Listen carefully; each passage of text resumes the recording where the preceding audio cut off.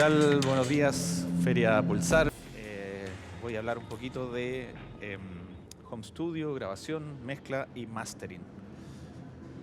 Aquí estamos.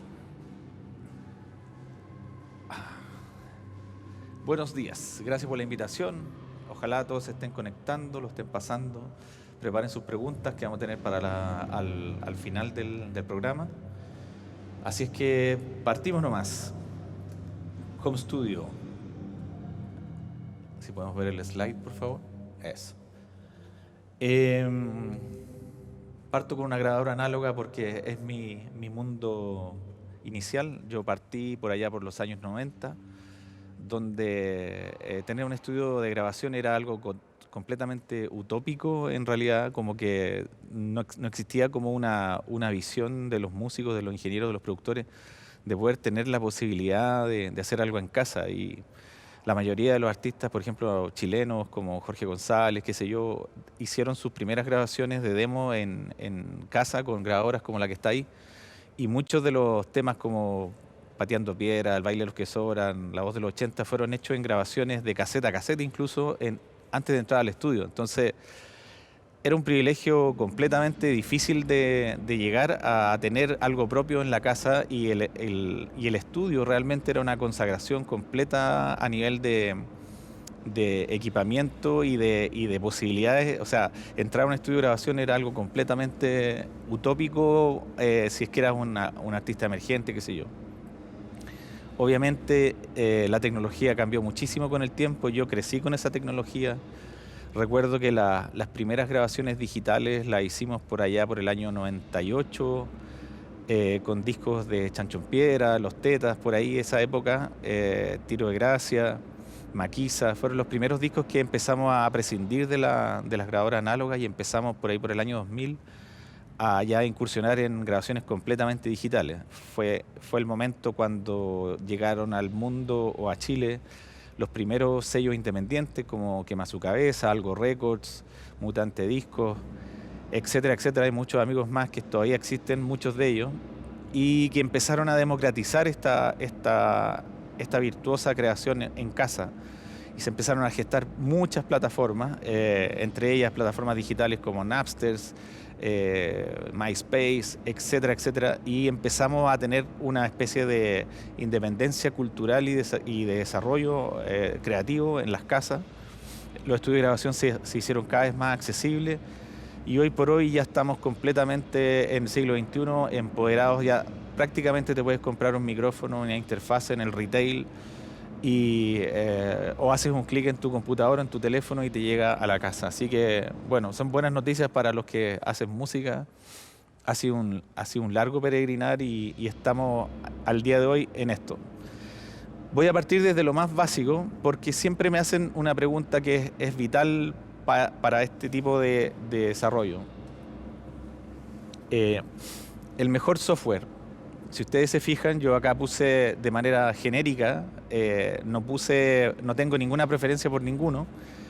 Puse Cubase, puse Pro Tools, puse Ableton, puse Adobe Audition, Reaper, que hasta hace poquito tiempo era gratis, y el Fruity Loops, que es como una especie de pimiento o una fruta, que yo creo que es el software más usado por todos los traperos, los raperos, la música electrónica, etcétera.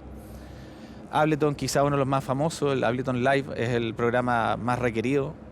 Cubase es como el más profesional, la gente como de los estudios profesionales todos tratan de llegar a Pro Tools. Pro Tools es como una especie de consagración, es quizá el más caro. Cubase un poco más accesible, pero igual súper profesional. Y muchos otros.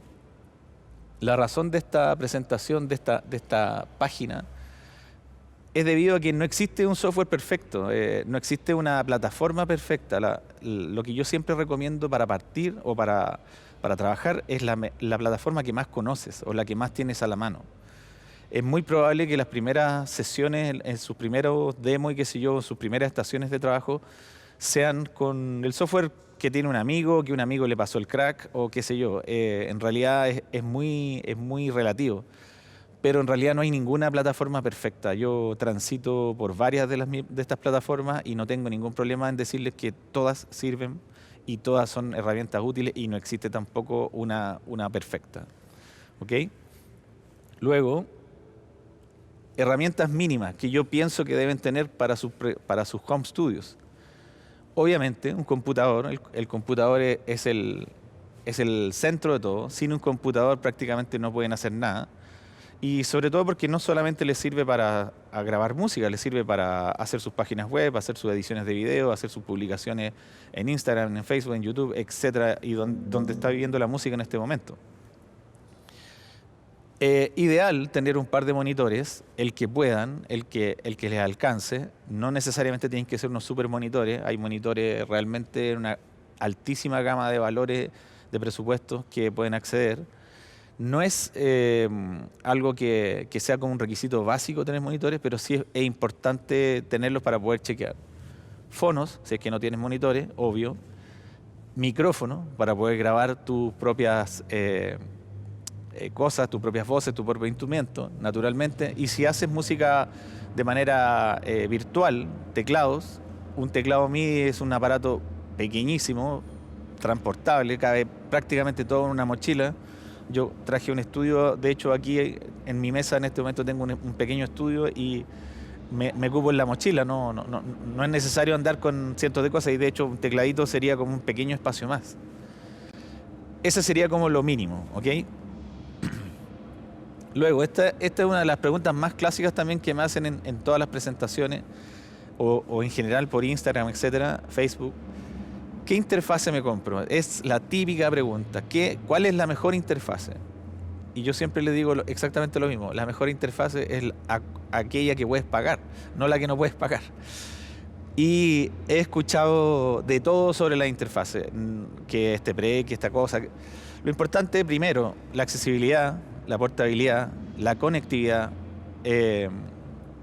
Lo mismo que el software. Lo mismo que el computador, la interfase puede ser cualquiera. Incluso ya están apareciendo interfaces que vienen integradas en los micrófonos, que tu micrófono es todo, incluso con entradas de mini plug, con todo un desarrollo de conectividad que no necesitas para nada tener un aparato externo como el que tengo yo acá. Da lo mismo, la que les sirva. Todas estas interfaces, estoy nombrando unas totalmente genéricas, funcionan con todos los programas y no hay ninguna razón para que haya una interfase que no funcione. ¿Ok? Luego, entramos ya un poco más en el terreno más práctico sobre la grabación. En la grabación, ¿qué es lo primero para mí que generalmente la gente pasa de largo y que no se da cuenta quizás? Y es la preparación de la sala. Obviamente estamos hablando de home studio y es ideal que cuenten con un espacio designado para eso, en algún lugar tranquilo de la casa. No ponerse cerca de la cocina, no ponerse cerca del baño, no ponerse cerca de las zonas de tránsito porque seguramente van a gastar muchas horas en este espacio y necesitan tener un espacio tranquilo. Si no cuentan con mucho espacio, pueden designar un segmento de su habitación o de su living que sea de alguna manera una estación fija y tranquila porque aparte van a tener que enchufar monitores, parlantes, teclados y tiene que ser relativamente cómodo. Otra cosa que es súper importante es la disposición del equipo. Muchas veces la gente yo la he visitado en sus casas y he visto cómo trabajan y están muchas veces con situaciones relativamente incómodas. Y yo creo que una de las ¿cómo se llama? De las cosas que es como demasiado obvia es que la comodidad es demasiado importante para la creación. Es bueno tener una buena silla, es bueno tener una buena mesa, es bueno tener un buen sillón para conversar, para compartir con algún colega, con algún colaborador que llega a tu sala a trabajar. Y en ese sentido la disposición del equipo es vital. Tienes que tener una energía eléctrica saludable, tienes que tener una conexión saludable, no tienes que estar pasando los cables por entre medio de los pies ni de las personas que transitan cerca tuyo. Es demasiado importante esa situación. Otra cosa que es importante, si cuentas con monitores, lo más importante es que la equidistancia de los monitores esté relativamente equidistante en 90 grados hacia tu cabeza o hacia tu cuerpo y que ojalá la línea de difusión del parlante esté más o menos en virtud de tus oídos. Si ustedes se fijan, yo puse aquí como naturalmente la imagen atrás, como una disposición como si estuviera sentado en un estudio. Lo mismo tienen que replicar en la casa. En la disposición del monitoreo es súper importante evitar estar muy cerca de una pared, por dos motivos. Un motivo es el motivo acústico, que los parlantes no solamente suenan hacia adelante, también suenan hacia los lados y hacia atrás. Entonces, si tú tienes el parlante muy pegado a la pared, vas a tener un rebote incómodo. Aparte, tienes el rebote de la mesa, que incluso parlantes más desarrollados tienen un botón, un switch, donde tú puedes evitar esa reflexión del escritorio. Y además, lo ideal es que la mesa tenga un espacio caminable por atrás, porque es muy probable que se te desconecte algo, que algo se apague y que tengas que transitar por ese sector. Entonces, es como muy cómodo tener un espacio atrás. Otra cosa que es súper importante es tener un audífono de mediana calidad a bueno. Hay de todos los tipos de bolsillos. Un audífono de mala calidad no te va a permitir estar cómodo, te van a durar muy poco. Es una inversión mediana que yo creo que igual es bueno tenerla como siempre, y que ojalá nunca estar cómodo con un audífono que tú no estés seguro que la música que a ti te gusta suena bien en ellos. No importa el presupuesto, pero si tú te pones un audífono y ese audífono reproduce la música que a ti te inspira bien y la tuya no, algo está pasando. Tiene que haber un punto como de equilibrio, porque va a ser tu única referencia realmente. Además, en el momento de grabar voces, por ejemplo, o grabar instrumentos en tu casa, una guitarra acústica, qué sé yo, vas a necesitar fonos, porque si tú abres la guitarra por el monitoreo, vas a acoplar. Entonces vas a tener que tener alguna destreza tecnológica de sonido de operación que te permita poder grabarte y autograbarte, porque obviamente en estas situaciones uno siempre está solo. Otra cosa que es importante son los micrófonos. La mayoría de las personas piensa que el micrófono más caro es el mejor. No necesariamente. En situaciones de home studio a veces andan mucho mejor los micrófonos dinámicos.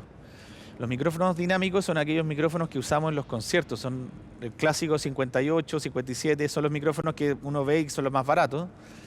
Y a veces uno invierte en micrófonos muy caros, pero probablemente tu ambiente de grabación es un ambiente sucio, que pasan micros, que estás en un edificio, estás en una calle muy transitada, o estás en una casa donde hay muchos niños, o donde el perro ladra mucho, etc. Un micrófono de condensador muy caro te va a captar demasiado ese espacio. Por lo tanto, es importante minimizar esos riesgos y a lo mejor partir con un micrófono más sencillo, porque ese micrófono va a tener un amplio, o sea, un espectro menos amplio de sensibilidad. Otra cosa que es interesante es, que no lo anoté acá, pero me estoy acordando, que es importante tener un cierto mobiliario cálido. ¿A qué llamo un mobiliario cálido? Un sillón, una cortina, una buena alfombra, un buen espacio, porque mientras más seco el lugar, más fácil es reproducir los instrumentos y menos conflictos tienen las salas con respecto a tu propia generación de sonido. Eso alrededor de la grabación. Existen también algunas pantallas, son como una especie de biombo que cubren el micrófono por detrás y evitan las reflexiones no deseadas. Otra cosa que también es importante tener, que parece como medio de perogrullo, es un atril de micrófono.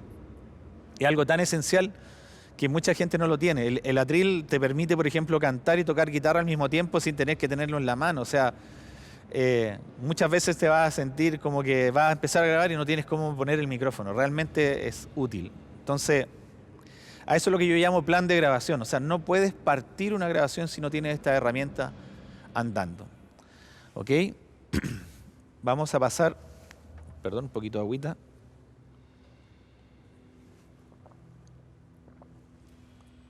A la parte de mezcla. Aquí es un poco más abstracto todo. Yo voy a intentar después mostrarle una sesión para explicarle todos estos pasos y tener un poco más en imagen lo que más o menos se puede hacer. En primer lugar, para mezclar, primero que nada hay que ser ordenado. Una cosa que parte en la grabación naturalmente es el orden de las pistas.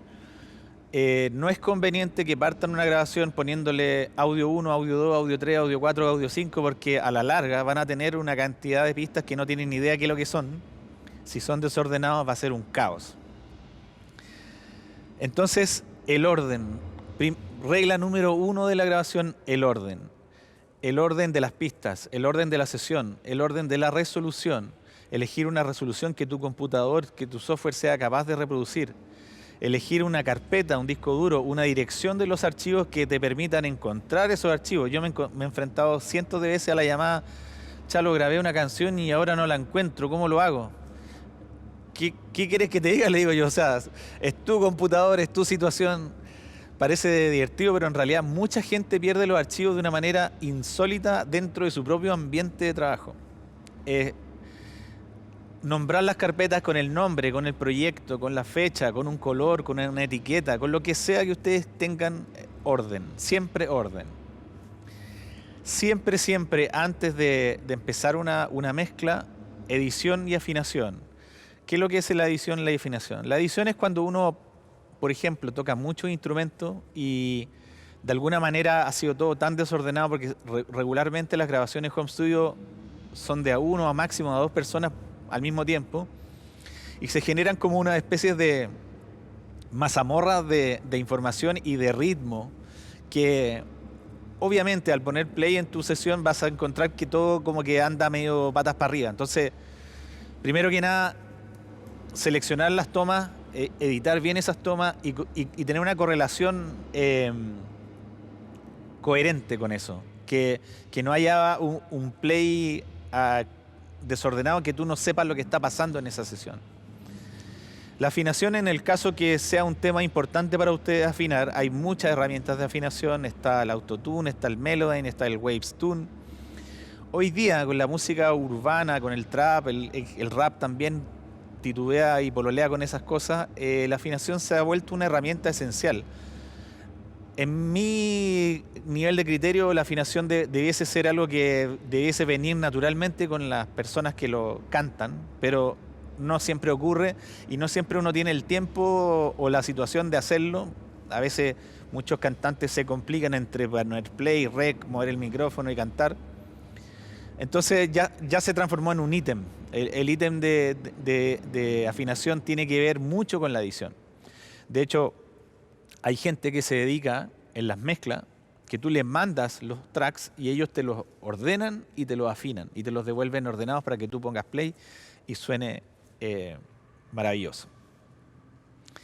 Otra cosa que es muy importante, creo yo, para la mezcla es generar una nivelación y una correlación coherente.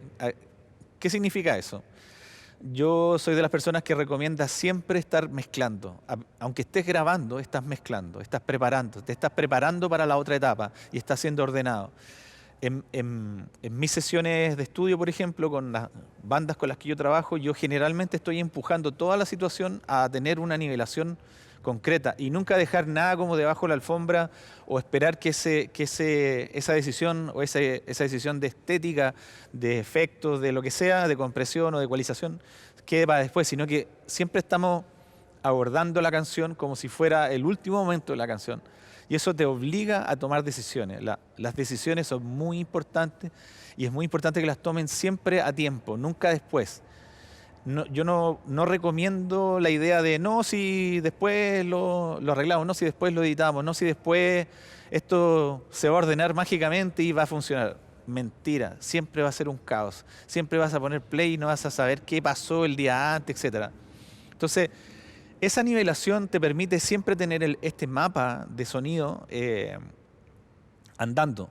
De hecho, muchos ingenieros de sonido en vivo tienen esa destreza adquirida como naturalmente. Se enfrentan a una consola, se enfrentan a un software y ponen los canales y ya suenan. En muy poco rato ya tienen, es una habilidad y eso se practica.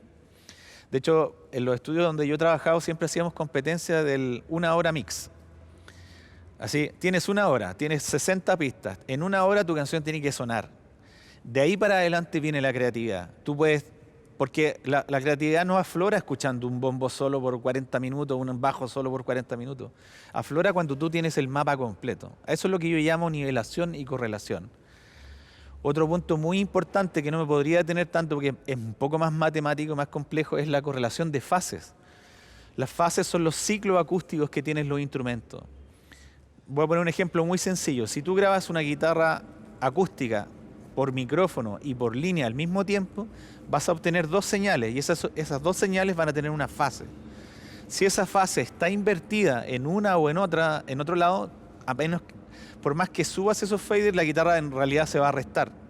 Por lo tanto, tienes que aprender a mirar esa fase para que tus sonidos se empujen en la misma dirección. En palabras simples, cuando tú pones play a sonidos que van en contrafase, el parlante hace esto. Un sonido le dice anda para adelante y otro sonido le dice anda para atrás. Entonces, como que se estresa el parlante y no es capaz de hacer esa reproducción. Esa es la correlación de fase.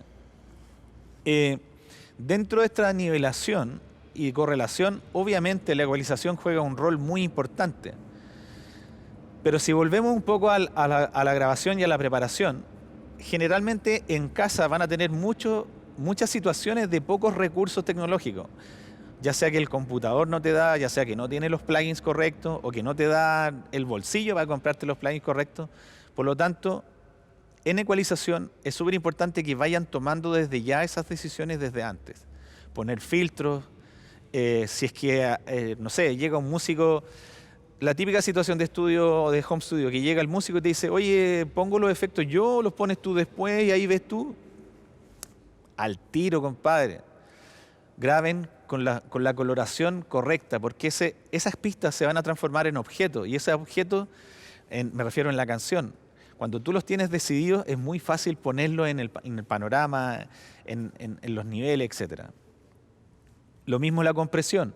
La compresión es una delicada función que naturalmente es muy usada porque ayuda a hacer espacio, ayuda a contener la nivelación, el típico waveform completamente deschavetado de volumen que no sabes qué hacer con él, que lo sube, que lo baja, que lo pone arriba. La compresión es tu amigo. Ahí hay que estudiar bastante. No es algo que les pueda explicar en 40 minutos, pero es importante que la estudien. Hay muchísimos tutoriales de compresión en YouTube y experimenten. Yo he visto compresiones de músicos que a veces son mucho más creativas y más avanzadas que las que los ingenieros podemos hacer. Entonces tampoco es algo así como un mundo completamente aparte. Lo mismo los efectos. Si es que ustedes consideran que su música tiene un efecto, o sea, sus canciones, sus grabaciones, necesita un efecto, grábenlo con ese efecto, si es que ese efecto corresponde a la canción. ¿Ya? Después les voy a mostrar en mi sesión de mezcla cómo uso yo los efectos. Le voy a explicar también los submaster y los boostmaster que pueden hacer en sus mezclas. Entonces vamos a abrir una sesión de Pro Tools, que es la plataforma que yo traje para hacer y les voy a mostrar una sesión típica de mezcla. Aquí los canales, aquí los plugins, ¿cierto? A ver, típicas preguntas que me hacen en la mezcla. ¿Para qué sirven cómo hago para ahorrar tiempo? Lo más básico, yo cómo ahorro tiempo. Si ustedes se fijan, este es mi Boostmaster, ¿cierto? Mix Boost. Y trato en lo posible, voy a ver si lo puedo agrandar un poco. Si se fijan en este canal, este es el canal que recibe todos los sonidos de mi mezcla. Y este canal tiene varios plugins. Tiene ese ecualizador, tiene ese compresor y tiene ese limitador. ¿Ya? Esta es una pregunta típica de mezcla. Me dicen, Chalo, ¿puedo partir mi sesión poniéndole al Boostmaster todo lo que yo quiera? Obvio que sí. Primero, puedes hacer lo que quieras. Segundo, mientras tú encuentres sonoridades como ecualización, compresión o efecto que funcionan en el submaster, en el master principal, en el Boostmaster, perdón, vas a llegar mucho más rápido a un resultado. Porque si no vas a tener que estirar demasiado tus ecualizadores, tus compresores en los instrumentos individuales para llegar a ese color. Entonces, vámonos al mundo real, no al virtual. En el mundo real, en una consola, que bueno, casi ya no existen, cuando uno mezcla en consola, la consola primero que nada ya tiene una sonoridad y las consolas grandes tienen un botón donde tienen un compresor y además tienen una inserción master donde tú insertas ecualizadores. Este es el mismo concepto. tú puedes aquí tener ¿cómo se llama? Una cadena virtuosa de sonido donde tus sonidos llegan ahí y en ese embudo, en ese bus master ya se presentan coloreados. Asimismo, esos bus master se pueden replicar para ciertos patrones como de grupos de cosas, por ejemplo, baterías. Me voy a devolver acá. Si ustedes se fijan, este es mi bus de batería. Cuenta con un distorsionador, con ecualizador. Cuenta con un emulador de tape acá. Cuenta con un compresor. Cuenta con otro ecualizador. Y cuenta con un de-esser. Todos estos parámetros están influyendo solamente en la batería. Entonces estoy observando, estoy procesando mi batería como si fuera un objeto completo. Entonces, ¿qué me permite esto? Partir mi sesión de batería, subir los niveles de batería y ya tener toda una coloración lista. Incluso hay muchos trucos. Yo tengo estos buses predeterminados en mis sesiones. O sea, por ejemplo, batería rock.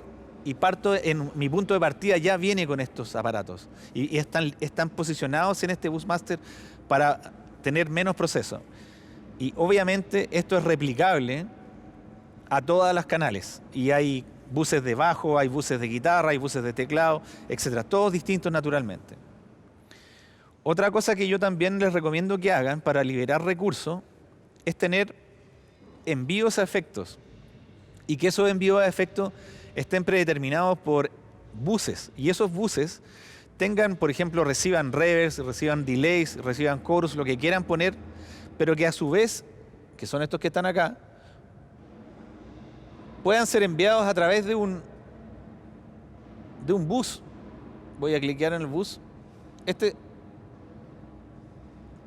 Entonces, por ejemplo, tienen una reverb o tienen un delay y no la insertan en el canal preciso, sino que hacen ustedes una cierta envío para que esos recursos de esas reverbs, de esos delays, sean compartidos con varios instrumentos.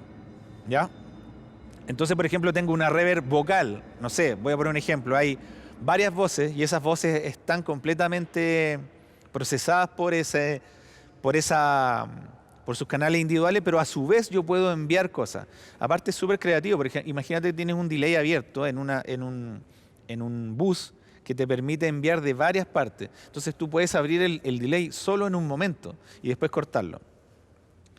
Voy a poner play un poco a este audio para que vean más o menos cómo suena una mezcla así. Y les voy a explicar si es que suena esto. Creo que sí. Ahí va, miren. Ahí está sonando. Esto es fulano, pero en realidad es media banda.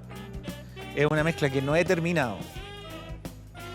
¿Qué recomendaciones les doy yo? Que primero que nada sus canales estén sanos, no tengan canales distorsionados. Mientras más sana la mezcla de volumen, mientras más sano el output de la mezcla, mejor el mastering, ¿ya? Todos los canales que están viendo están yendo a mi Busmaster, que es el que les expliqué primero. Otra cosa que es muy útil, que yo les recomiendo, son los analizadores.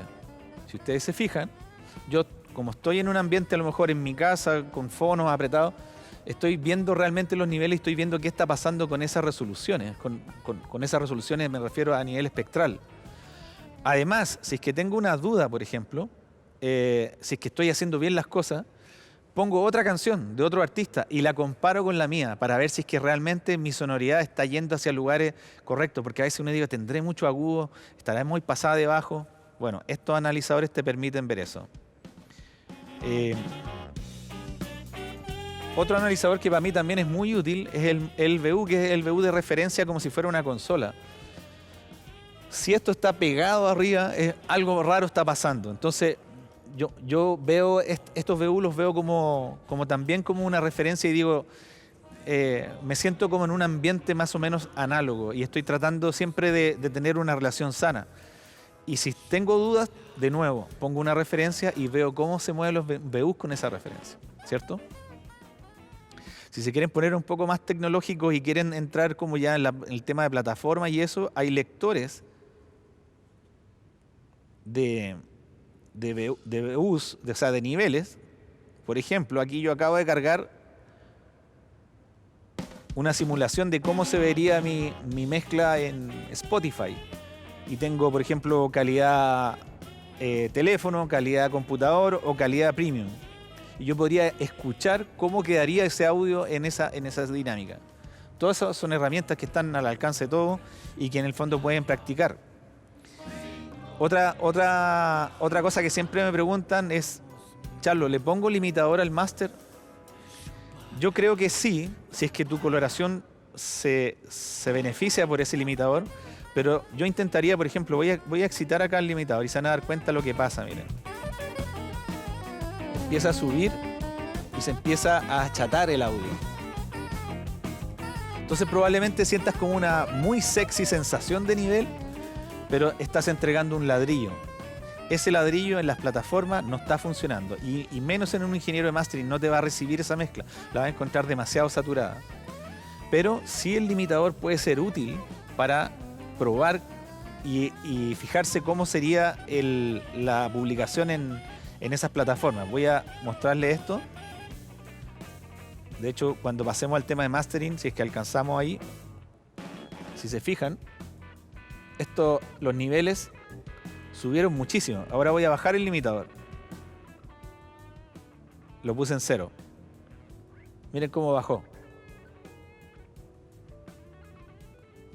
¿Ya? Y ahora lo voy a presionar. Y ahí se empieza a poner súper competitivo. El volumen es menos 6 luf, es un volumen así como casi insano. Lo estoy presionando para que se pongan en esa situación. Bueno, todas estas son las herramientas que pueden ver en la mezcla. No voy a entrar en detalle acá para que alcancemos a ver un poquito de mastering. Tengo mucho plugin acá, pero tampoco es tanto. Esta es una canción muy grande también, con muchos instrumentos. Si se fijan, tengo todo coloreado, que es lo que hablaba del orden. Yo tengo las baterías con un color, tengo los submasters con otro color, tengo las guitarras con un color, los teclados con otro color, las voces. Entonces, transito por la mezcla siempre con un orden. Y además, todos los instrumentos tienen su nombre correcto. No hay ningún instrumento que no sepa qué es lo que es. Y si por alguna razón no saben lo que es, gástense un tiempo antes escuchando cada instrumento, porque no hay nada más fácil para volar una mezcla que ir directo al fader y saber lo que hay. Saber lo que hay adentro de ese sonido, ¿cachai? Porque no todo es visual, también hay un momento donde tú ya te familiarizas con la plataforma y empiezas a mezclar realmente de forma creativa. ¿Ok? Vamos a abrir una sesión de mastering para ver si lo logramos. Vamos a salvar esto. Vamos a volver aquí. Mastering. El oscuro mundo del mastering. Nadie quiere hablar de esto nunca, nadie quiere decir sus secretos aquí. Yo los voy a tratar de desmitificar. Primero que nada, la referencia y la comparación es el requisito básico para el mastering. Todos los músicos quieren que su disco suene más fuerte o al menos similar al de otra persona. No hay nadie más comparativo que un músico. En todas las artes creo yo que la gente se compara y que me parece súper natural. De hecho, yo aprendí a mezclar y a masterizar escuchando otras canciones. O teniendo un músico sentado al lado mío y diciendo, mira, escucha esa guitarra, yo quiero que mi guitarra suene como esa. Por lo tanto, la referencia es vital. Aquí traté de describir más o menos el tipo de orden que yo uso más o menos en la cadena de mastering. Lo que no quiere decir que es la única forma que se logre. Estos parámetros pueden ser intercalados, salvo los finales que les voy a explicar. El primero que les voy a hablar, es EQ de color. Yo generalmente parto coloreando la mezcla. No parto así diciendo, esta mezcla, como hay que sacarle esta frecuencia porque me duele, sino que como en esa actitud como sonora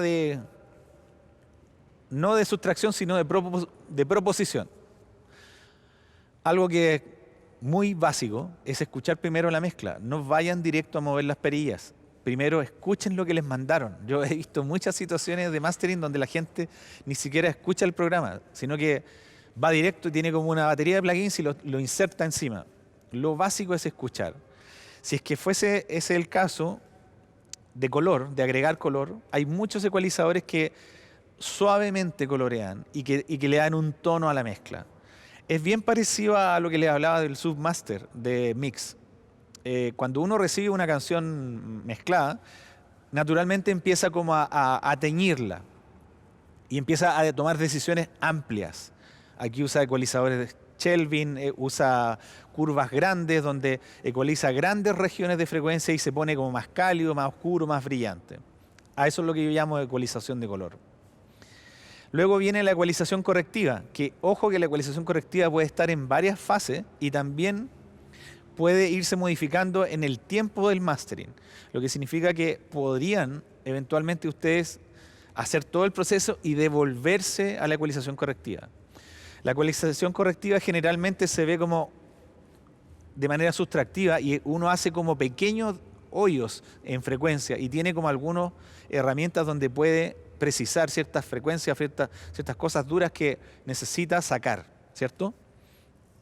En esa ecualización correctiva también podrían estar los de-easers. Los de-easers juegan un rol muy fundamental en los masterings. Los de-easers son los que en realidad son compresores o ecualizadores dinámicos que sustraen la frecuencia, aquellas frecuencias que son molestas para el oído. Generalmente las frecuencias más famosas molestas están entre los 200 y los 400 y generalmente las agudas están entre el 1 kilo y los 5 kilos, que son como los agudos. Generalmente los equipos de casa, los equipos de software digital, etcétera, las plataformas digitales, los agudos como que sobran y son como las frecuencias más duras, sobre todo cuando tú estiras a niveles muy amplios, muy potentes. Luego la compresión. Aquí esto genera mucha controversia. Mucha gente piensa que el compresor tiene que ir antes, mucha gente piensa que tiene que ir después. En mi experiencia, el compresor va siempre después de la ecualización.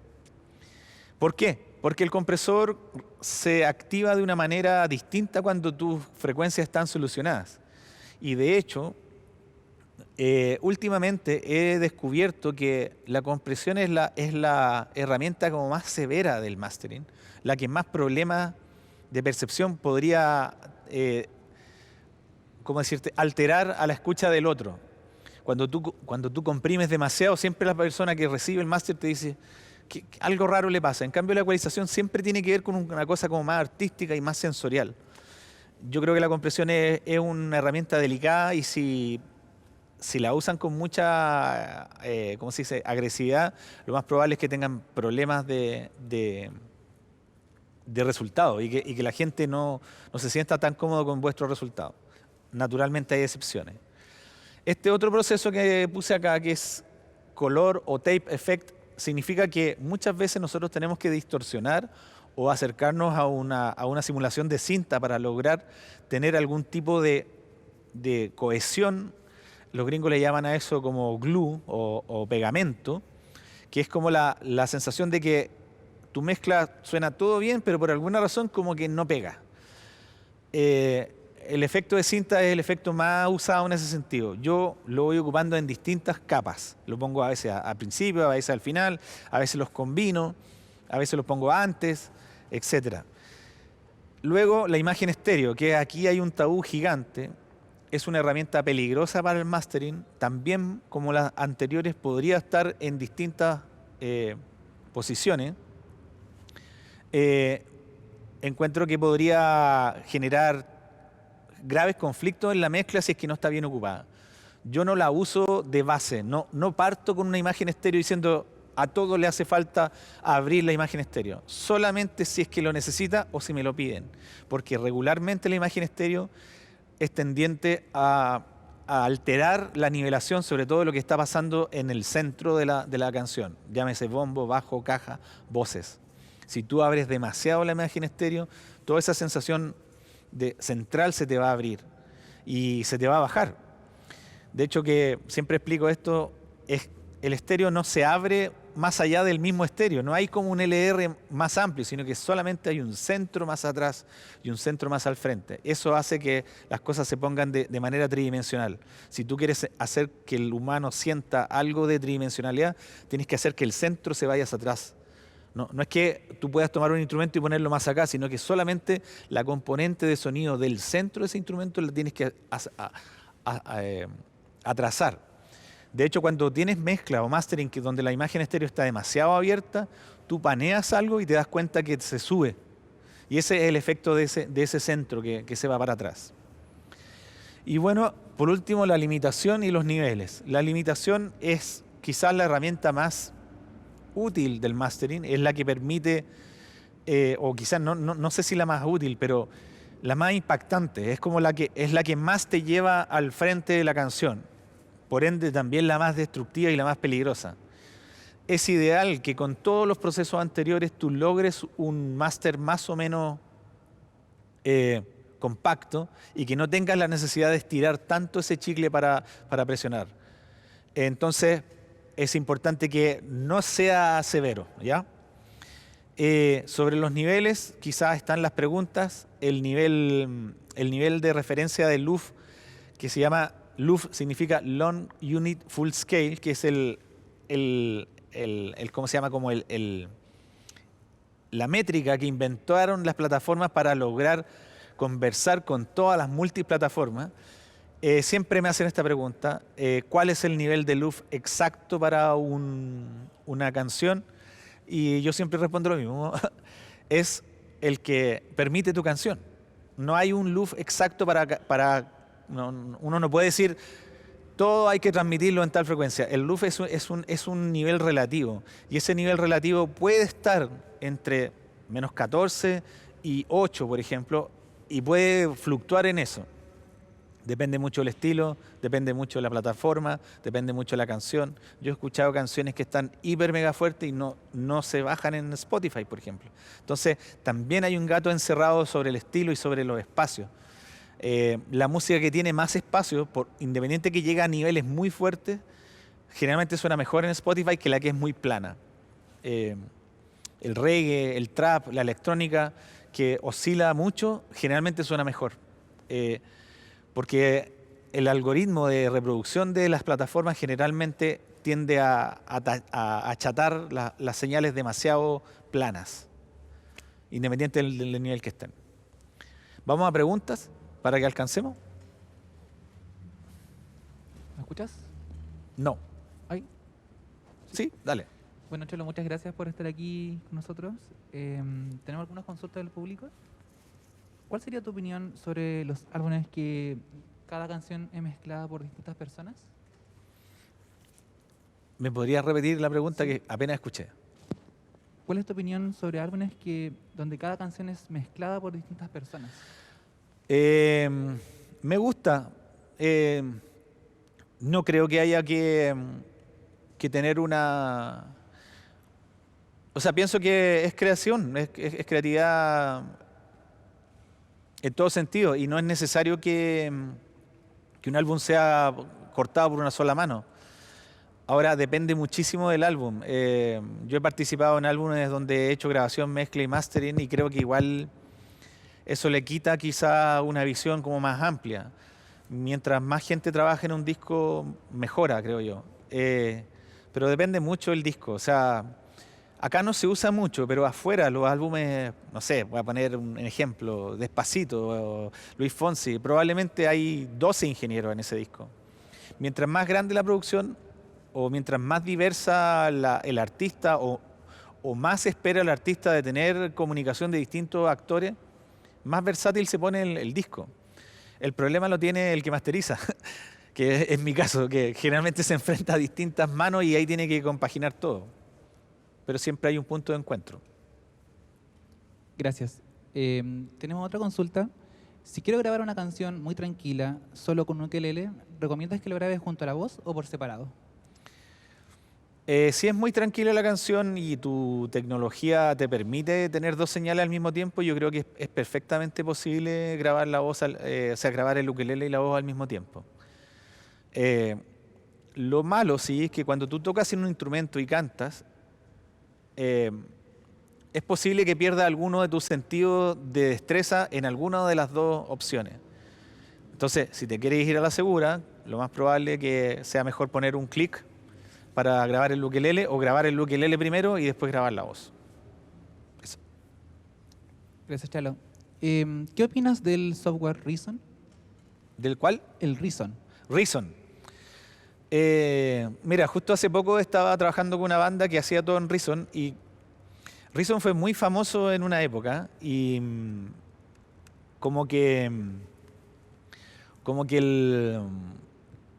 pienso que se generó como una larga generación de gente, una gran generación de gente que usaba el Reason constantemente para trabajar. Desconozco si hoy día se han actualizado, me imagino que sí, a cómo funcionan las otras plataformas. Creo que lo dije al principio, no creo que haya una plataforma ideal para una música ideal o para una situación ideal. Creo que Reason es perfectamente usable igual que cualquier plataforma. O sea, es igual de buena más bien. Gracias, Chalo.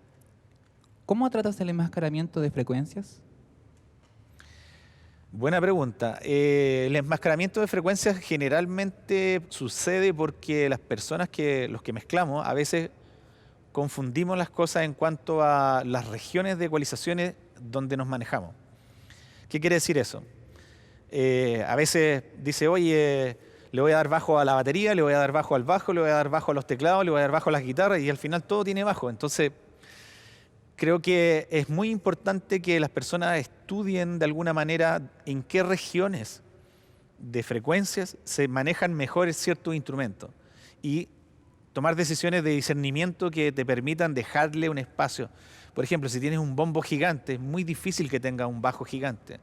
Por ende, algo vas a tener que decidir y a lo mejor tienes que buscar un centro de frecuencia donde este bombo se desarrolla mejor en esta parte y este bajo se desarrolla mejor en estos medios bajos.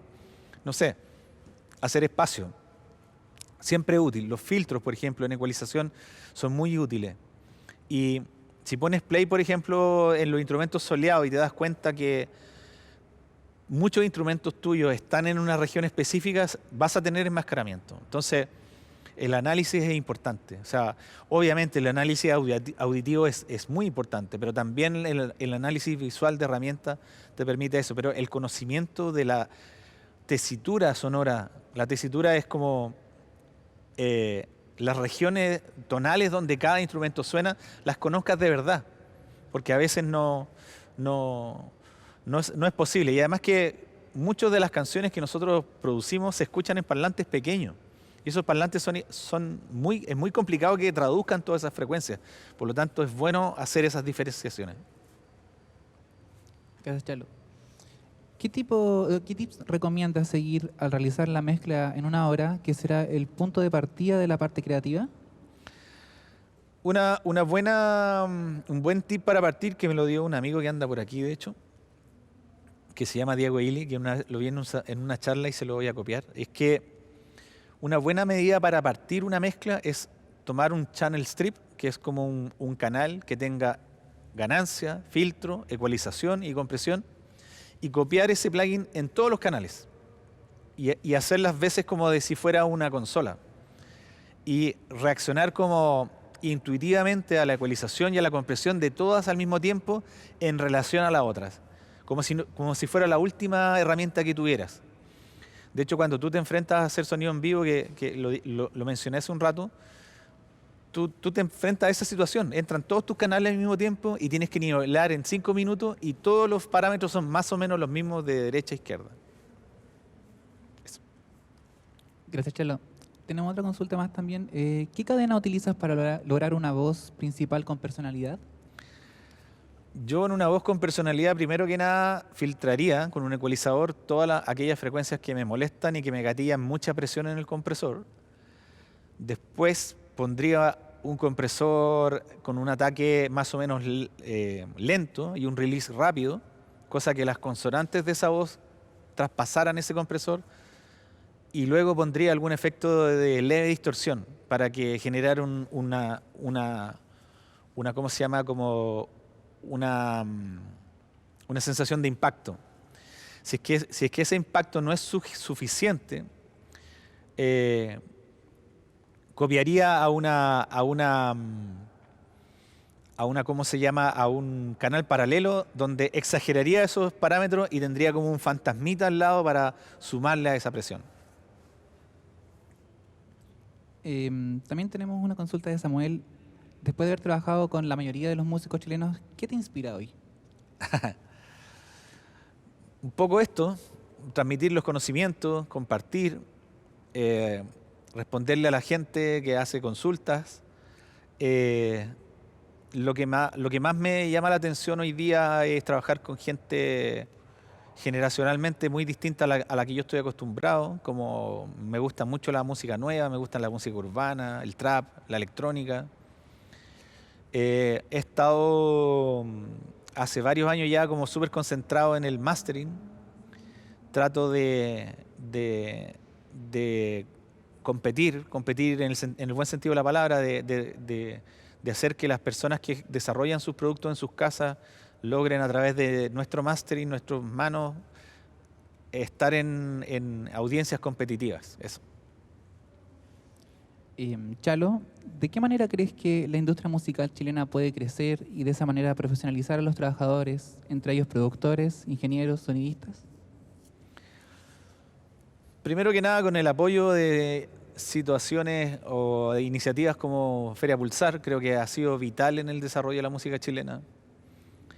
Creo que el fomento del Estado y de la empresa privada debe ser lo más frecuente posible para poder generar esto, porque hay un largo camino a recorrer y que se pone muy cuesta arriba al principio para poder desarrollarse. También pienso que